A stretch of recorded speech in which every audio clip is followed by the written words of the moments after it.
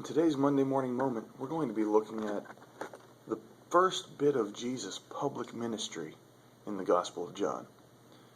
In John 1, verse 35, it says, "Again, the next day after John stood and two of his disciples, and looking upon Jesus as he walked, he saith, Behold the Lamb of God.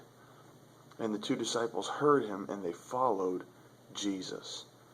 John he tells us from verse 18 on through verse 34, he tells us that he was sent not to proclaim himself the Christ, but he was sent to tell others who Christ was. And people began to follow John because he was a charismatic preacher. He had disciples. And those disciples followed him because they believed in what he said. And then this day comes, and John sees Jesus and says, "Behold, that's him, the Lamb of God." Elsewhere it says, he proclaims the Lamb of God, which taketh away the sin of the world. He knew Jesus. And the Bible doesn't tell us that any time before this, before John seeing Jesus, the Bible doesn't tell us that they ever met, that they ever knew anything of each other. Just that John was there to proclaim that there was someone coming very soon that is Christ.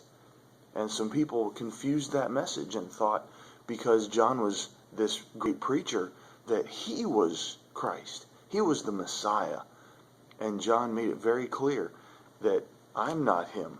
I am just come to proclaim him. Verse 34, "And I saw and bear record that this is the Son of God." He said, I'm not him, but I have come to tell you about him. Jesus is the Christ. To the point where he was so devoted to his message and to the calling of God on his life that he didn't care that his followers wouldn't follow Jesus. We get way too hung up sometimes on stroking our own ego, thinking, I need the approval of people.